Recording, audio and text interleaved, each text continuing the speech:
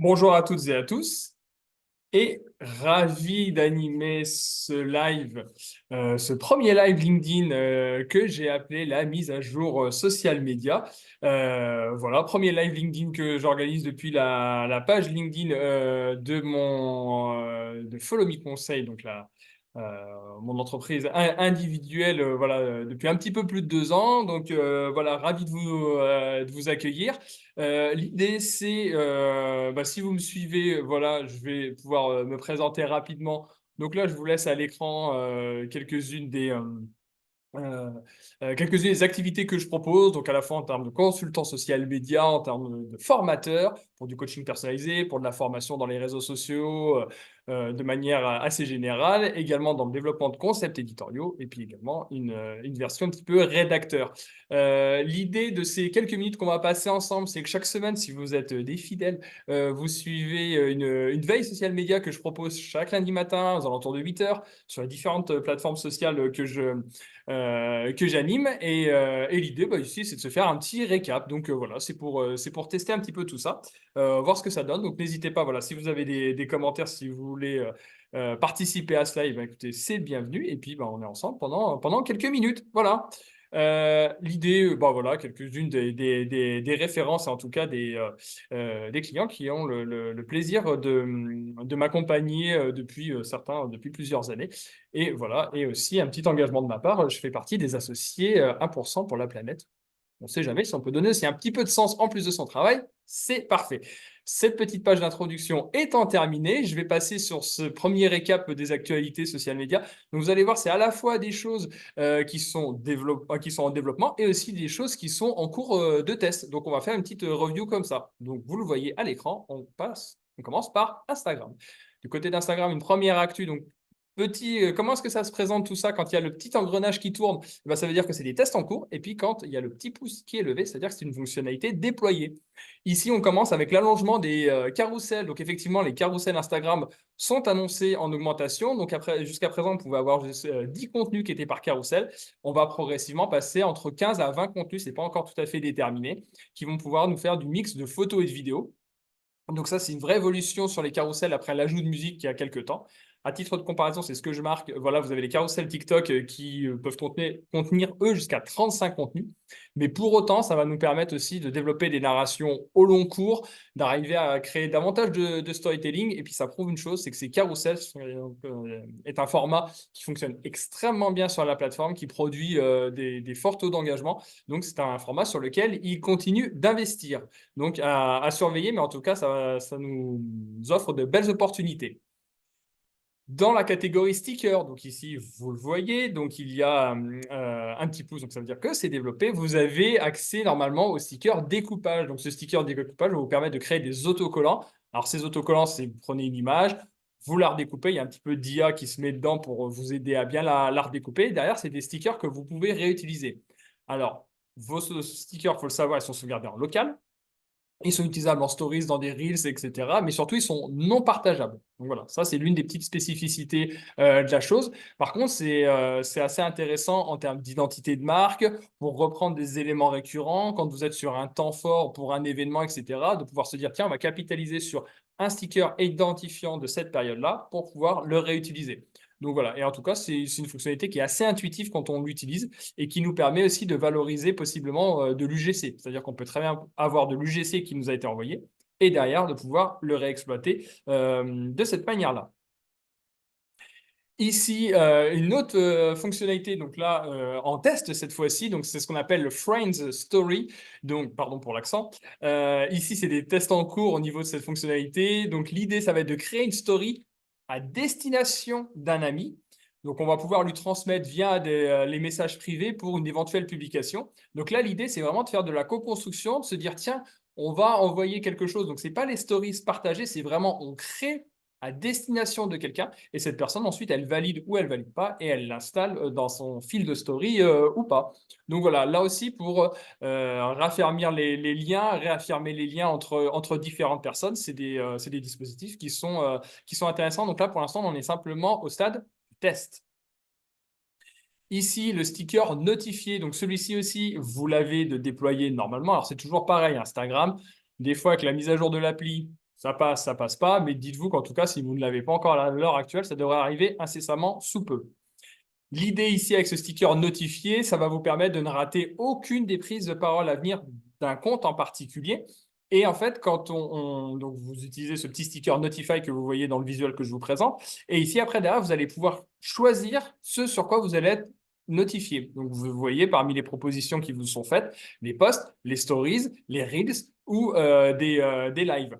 Donc ça, c'est intéressant quand on a vraiment une marque, un créateur, un compte en particulier sur lequel on se dit, ben voilà, moi, je suis un vrai fan, ou en tout cas, j'ai envie vraiment de rester très proche de cette actualité-là.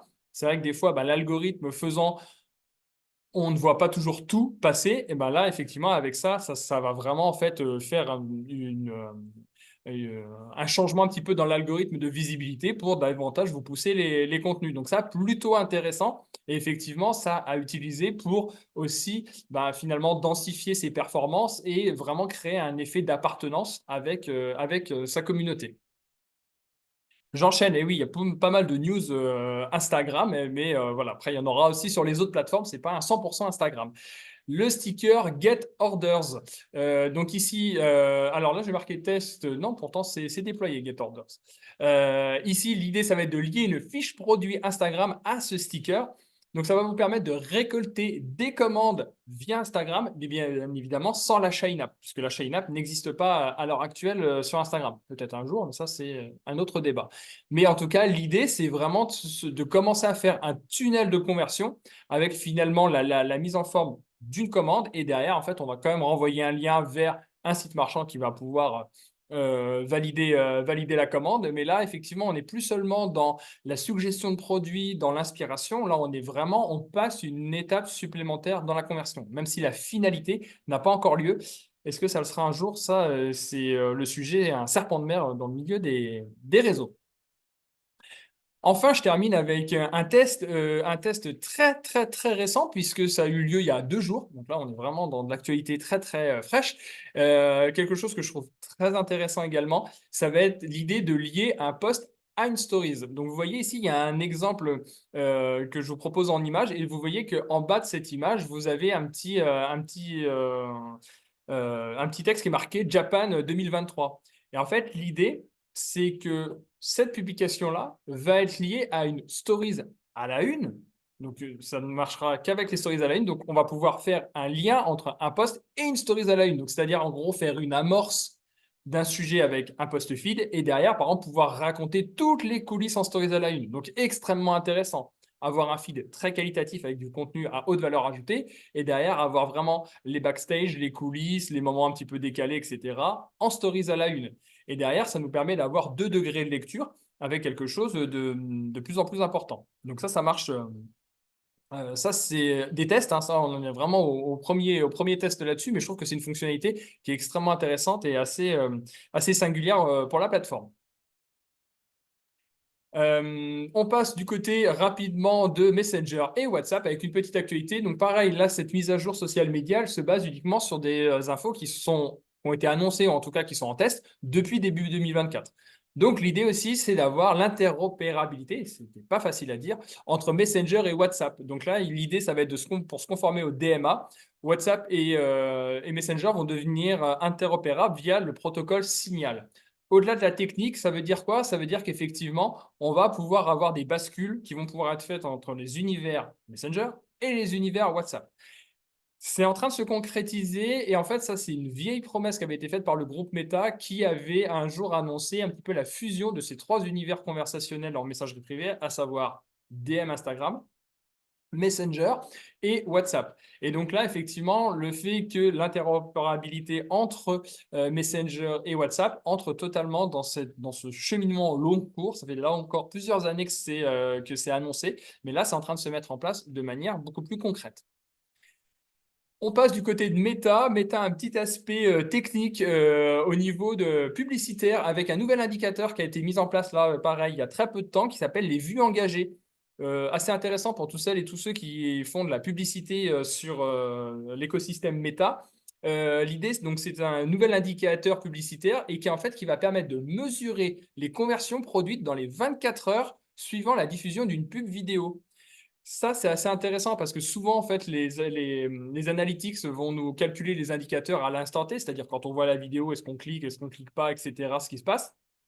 Et donc là, avec un système de pixels, bien évidemment, ça va nous permettre de scanner ça sur une période de 24 heures, donc avec des résultats qui seront mécaniquement supérieurs. Mais je trouve qu'en termes de comportement, c'est intéressant parce que c'est effectivement, des fois, je pense que l'on peut voir une publicité pour un produit. À l'instant T, on n'a pas la disponibilité, le temps, l'envie d'aller cliquer dessus. Par contre, c'est possible que le soir ou sur un moment un peu plus off, on puisse le faire. Mais effectivement, avec ce type d'indicateur, on est totalement dans cette idée-là, donc je trouve ça assez intéressant. Une condition toutefois pour que ça soit mis en place, la nécessité de regarder au moins 10 secondes de vidéo. Mais en tout cas, un nouvel indicateur publicitaire qui peut avoir son intérêt dans l'analyse des résultats de campagne. On passe du côté de LinkedIn. Du côté de LinkedIn, voilà, il y a un test. Alors ça, vous l'avez peut-être vu, qui était donc LinkedIn serait en train de tester les vidéos 16 neuvième. Alors non pas qu'il n'y avait pas de vidéos 16 neuvième jusqu'à présent sur la plateforme, mais l'idée, ça va être de tester un flux immersif. Donc vous voyez l'inspiration. L'inspiration s'appelle TikTok, bien évidemment. Toutes les plateformes copie plus ou moins le modèle. L'idée, ça va être d'avoir un onglet dédié pour ces vidéos. Donc, vous le voyez dans la petite capture d'écran que je vous ai mis sur le côté. Effectivement, si vous regardez bien, vous voyez qu'il y a un onglet qui est dédié pour ces vidéos. On n'a pas de spécification de durée quant à ces vidéos. Donc, effectivement, ça serait un flux infini, un flux immersif. Et on serait plutôt sur des vidéos tutoriels. Par contre, l'ADN des vidéos ne changerait pas. Ce qui changerait profondément avec un outil comme ça, c'est, je pense, la grammaire des vidéos. C'est-à-dire qu'on arriverait plus dans un style où l'accroche aurait une grande importance, alors que jusqu'à présent, quand on est sur LinkedIn, on est plutôt sur des vidéos qui sont assez institutionnelles, il faut bien le reconnaître, avec un mode de narration qui est plutôt classique. Là, je pense que si cette fonctionnalité-là venait à se déployer, on serait effectivement sur des contenus qui seraient sans doute davantage taillés comme des Reels, peut-être pas tout à fait comme du TikTok, mais comme des Reels, je pense, avec une accroche beaucoup plus forte et beaucoup plus éditorialisée. On continue sur LinkedIn, LinkedIn aussi qui met largement en avant ses articles collaboratifs. Alors, si vous êtes régulièrement sur LinkedIn, en tout cas, vous l'êtes à l'instant T puisque vous me regardez en live, je vous remercie d'être là d'ailleurs. Et effectivement, les articles collaboratifs, on en a de plus en plus. On les voit qui sont davantage mis en avant et on nous incite de plus en plus à venir participer à ces articles collaboratifs. Donc là, ici, dans le composeur de messages qu'on a tous en haut de notre compte LinkedIn, il y aurait sans doute l'ajout d'un accès rapide vers ces articles collaboratifs. Donc, ça serait la possibilité d'acquérir, voilà, et avec ça, en fait, la possibilité d'acquérir ce badge des Top Voice. C'est cette espèce de badge temporaire qu'on peut avoir en ce moment, et après avoir collaboré à plusieurs articles. Mais vous voyez qu'ici, on aurait directement le menu entre médias, rédiger un article, donc ce qui nous permet de composer ces messages, d'avoir quelque chose, apporter votre expertise. Donc, ils sont vraiment en train de largement mettre en avant ces articles collaboratifs dans l'écosystème. On passe bien évidemment sur TikTok. Que s'est-il passé sur TikTok? En tout cas, qu'est-ce qui a été annoncé?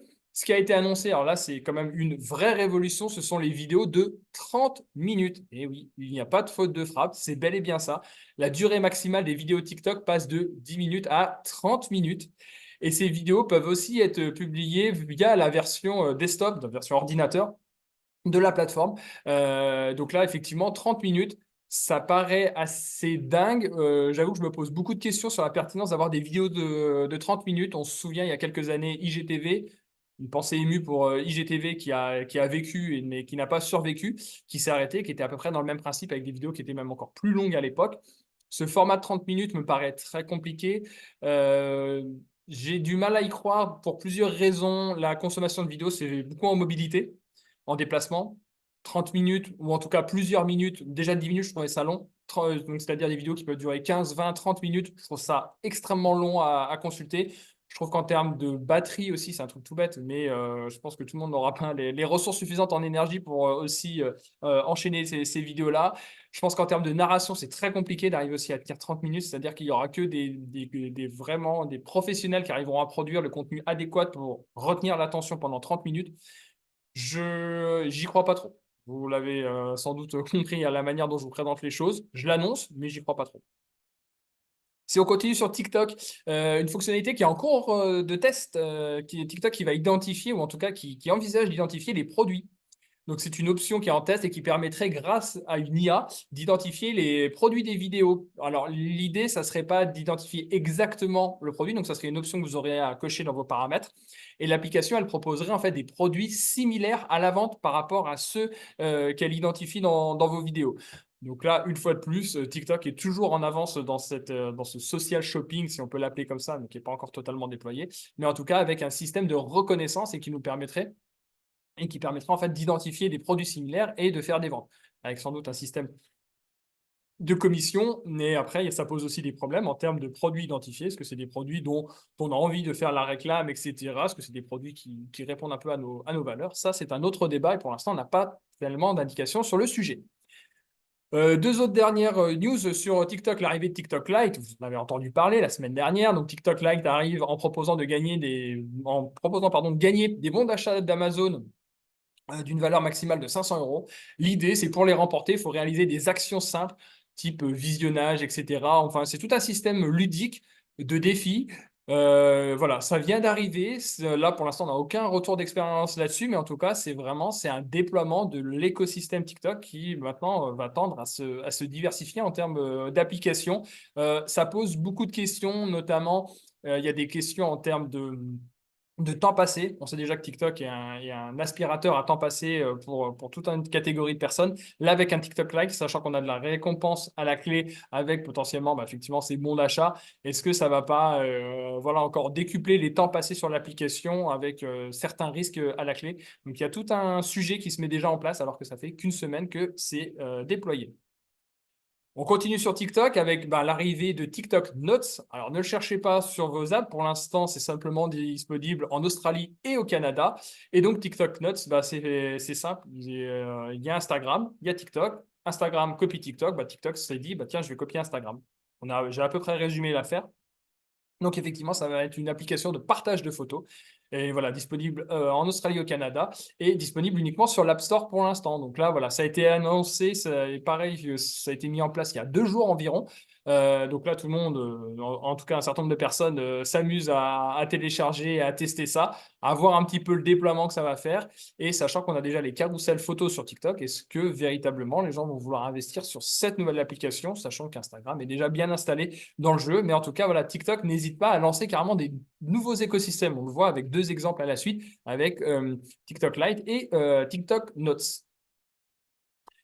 On avance, on va du côté de Threads. Oui, parce que Threads existe, parce que Threads propose des choses. Et notamment, ils sont en train de développer leur API. Donc, vous voyez qu'il y a le petit engrenage à côté, c'est-à-dire que ce n'est pas encore tout à fait déployé. L'idée, c'est un déploiement en cours de son API. Cette API va permettre quoi? Va permettre de professionnaliser la plateforme. Et je pense qu'il y a un certain nombre d'acteurs du marché, de plusieurs secteurs qui attendent cette évolution. Ça va notamment permettre de programmer des publications, d'avoir une récolte statistique, d'avoir voilà, des performances plus tangibles. Parce qu'après, jusqu'à présent, quand on est présent sur Threads, on anime des écosystèmes, on crée du conversationnel, mais c'est vrai qu'on a très peu de retours sur concrètement qu'est-ce que ça produit en termes de statistiques. On a des statistiques en termes d'engagement, mais on ne connaît pas la portée, le nombre de personnes uniques qui ont été touchées. On n'a pas de statistiques en termes de vues de vidéo et on a simplement une statistique en termes de taille de communauté. Donc ça, c'est attendu. Ça va se déployer progressivement. J'avoue que j'en suis l'un des premiers impatients de pouvoir avoir cette fonctionnalité.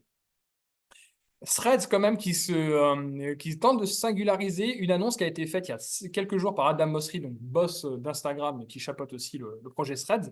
C'est les scores en direct. Donc Threads développe un système de scores en direct dans le domaine sportif, bien évidemment. Et pour l'instant, il y a seule la NBA qui est pour l'heure concernée. Et en fait, ce qui va se passer, c'est que par exemple, ici, si on va sur le compte Threads des Lakers, eh bien, quand ils sont en train de jouer, on arrive directement sur cet écosystème que vous voyez à l'écran et qui vous permet d'avoir le score en direct. Donc ça, c'est assez intéressant parce qu'on sait que sur ces plateformes conversationnelles type X, ex-Twitter ou Threads, le conversationnel va beaucoup se mettre autour d'événements directs. Donc, on sait que la télévision, les émissions de télé sont un bon générateur d'engagement en général sur ces plateformes, mais le sport également. On sait que dès qu'il y a une rencontre sportive, il y a beaucoup d'échanges qui sont faits sur ces plateformes conversationnelles. Et donc là, je trouve que l'idée de mettre le score en direct, effectivement, va permettre aussi d'apporter une autre expérience, une expérience différente d'ailleurs de celle qui est sur Twitter X. Donc voilà, une fonctionnalité qui est assez intéressante et qui est assez singulière dans l'écosystème général. Donc bonne pioche et à voir, puisqu'on a quand même l'échéance des Jeux Olympiques qui arrivent d'ici quelques mois, hein, à peine 100 jours maintenant, à voir un petit peu ce que ça va pouvoir donner à ce moment-là. Threads aussi tente de se singulariser avec, alors là encore un petit aspect technique, Threads qui déploie des méthodes de partage cross-platform. L'idée, c'est un partage qui va fonctionner via des serveurs compatibles ActivityPub. Alors, au-delà de la technique, ce qu'il faut retenir de ça, c'est qu'en fait, Threads se destine à être une plateforme plus ouverte que la moyenne et notamment en fait à pouvoir faire de l'intégration. Donc, c'est ce que vous voyez sur le petit visuel que j'ai de cette diapo entre Threads et Mastodon, par exemple. Donc, c'est-à-dire que des contenus Threads pourront être implémentés sur Mastodon avec de l'engagement qui pourrait être produit sur Mastodon. Donc, c'est-à-dire qu'il y aura vraiment une diffusion cross-plateforme. Là aussi, c'est assez singulier et c'est l'une des seules plateformes qui propose ça, sachant qu'elle appartient au groupe Meta. C'est plutôt un bon test qui est fait et à voir avec ces plateformes ouvertes ce que ça va pouvoir donner. Mais en tout cas, c'est assez singulier. C'est de la technique, mais en termes d'état d'esprit, en termes de philosophie par rapport à la plateforme, il y a des choses qui sont intéressantes et qui sont en train de se mettre en place sur Threads. On va du côté de YouTube. Du côté de YouTube, petite nouveauté aussi avec l'arrivée des lives sur les YouTube Shorts. Donc effectivement, désormais, les lives YouTube vont être accessibles via le canal des Shorts. Et donc, le format va permettre une accroche vers le format live. Donc ça, c'est plutôt intéressant quand on sait que la consommation massive de contenu sur YouTube actuellement est tournée autour des Shorts. Pour vous donner un ordre d'idée, on est à peu près entre 75 et 80% de contenu consommé sur YouTube qui sont Shorts. Donc, autant vous dire que le format, en quelques années, a pris un ascendant énorme. Autre chose qui est liée avec de l'intelligence artificielle, ça s'appelle Dream Screen. Donc là, c'est en test. C'est un nouvel outil en fait qui va permettre, donc sur ces fameux shorts qui sont massivement consommés, qui va permettre de créer des shorts sur la base de prompts. Vous savez, les prompts, c'est ces petits ordres qu'on donne sur les interfaces d'intelligence artificielle. Donc ces vidéos seront relativement courtes, mais on va pouvoir générer des shorts uniquement sur la base de prompts. Pour l'instant, c'est un test. On a vu quelques vidéos de tests qui sont sorties. Ce n'est pas encore déployé. Mais en tout cas, YouTube mise clairement sur l'intelligence artificielle et à la fois sur le succès de ces shorts librement inspirés des formats TikTok, bien évidemment. Un shorts d'ailleurs qui est limité à 60 secondes. Ils n'ont toujours pas changé la durée des shorts. On passe rapidement du côté de Snapchat. Du côté de Snapchat, quelque chose, voilà, une petite indication, un petit détail, mais qui a son importance à mon sens. Le sous-titrage automatique des vidéos Snapchat. Non, une option qui est non automatique dans le sens où il va falloir la valider pour que ça soit mis en place. Et donc, la majorité des vidéos Snapchat vont bénéficier de ce sous-titrage qui, lui, sera généré automatiquement. Donc là, plutôt intéressant en termes de consommation, puisqu'on sait que ces contenus-là sont souvent, comme je le disais tout à l'heure, consommés en mobilité. Et en mobilité, on n'a pas toujours le son. Donc, je trouve que c'est intéressant. C'est un détail, mais c'est un détail qui a son importance. Et également, un autre détail plutôt bien aussi pour mettre en avant et mettre en lumière ces contenus les plus populaires, les plus puissants, c'est la possibilité d'épingler des spotlights. Alors, le format vidéo spotlight, donc épingler ses meilleurs spotlights en haut de son compte. Pardon. Et on peut épingler jusqu'à 3 vidéos. Donc là encore, au lieu des fois sur Snapchat, on a des comptes avec énormément de contenus qui sont relativement perdus dans le compte, bah, effectivement, ça va permettre de faire émerger les contenus les plus identifiants, peut-être un petit peu la bande-annonce de la chaîne, etc. Donc voilà. Là encore, des fonctionnalités qui ne sont pas révolutionnaires, qui ont déjà été déployées sur bien d'autres plateformes, mais qui ont leur importance. Enfin, et oui, incroyable, on va parler de BeReal très rapidement. BeReal, donc, qui a lancé 2 nouveaux formats, donc les Real Brands et Real People. Encore une fois, pardon pour mon accent.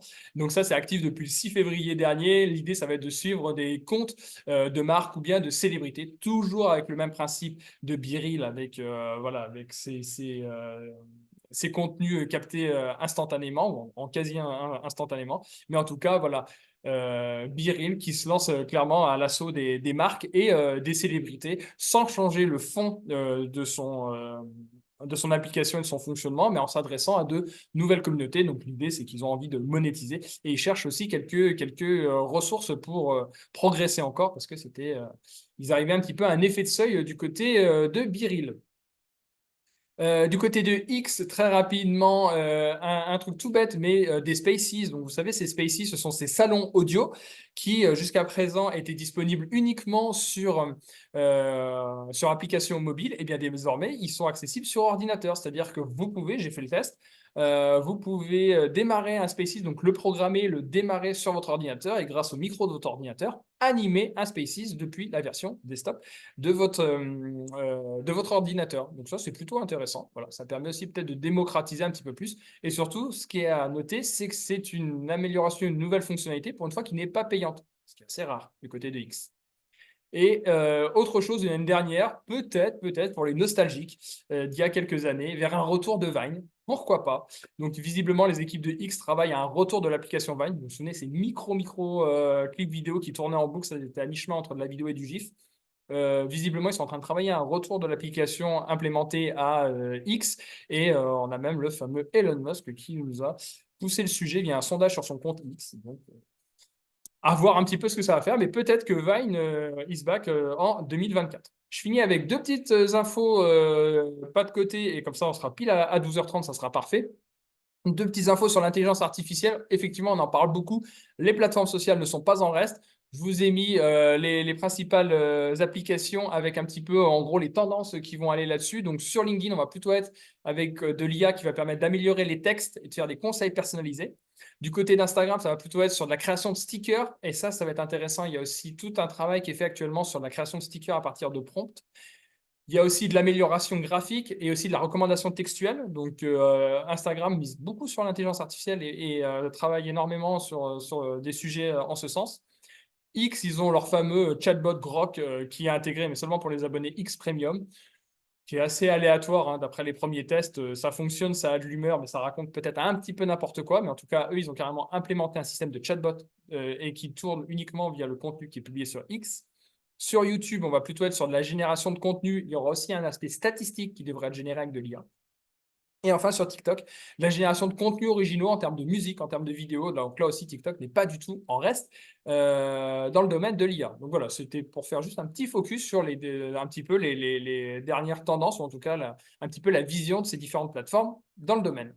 Je fais juste un petit point aussi lié à l'IA. C'est juste pour avoir un petit chiffre clé, une petite statistique en tête. Effectivement, on s'amuse avec de l'IA, avec du chat GPT. Il faut savoir que pour se donner un ordre d'idée, une requête ChatGPT, ça correspond à peu près en termes d'équivalent carbone à 60 recherches Google. Donc l'IA, moi aussi je m'amuse avec, moi aussi je fais des tests avec, mais il faut aussi savoir un petit peu ce que ça peut représenter en termes d'impact global. Donc voilà, je voulais terminer quand même par cette petite info.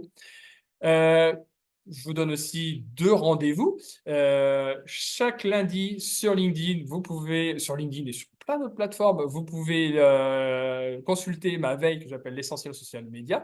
Voilà, et ça, c'était un gros condensé de plusieurs épisodes depuis le début 2024. Et aussi, chaque jeudi sur LinkedIn, cette fois-ci, c'est que sur LinkedIn, je publie aussi du contenu autour de l'IA générative, autour de nouvelles fonctionnalités, de nouveaux produits, de nouveaux services, de nouvelles tendances dans ce domaine-là, parce que voilà, c'est quelque chose qui m'intrigue et je laisse à chacun se faire une opinion sur l'IA générative, mais en tout cas, c'est toujours intéressant d'être au moins au fait des derniers outils en la matière en termes de créativité.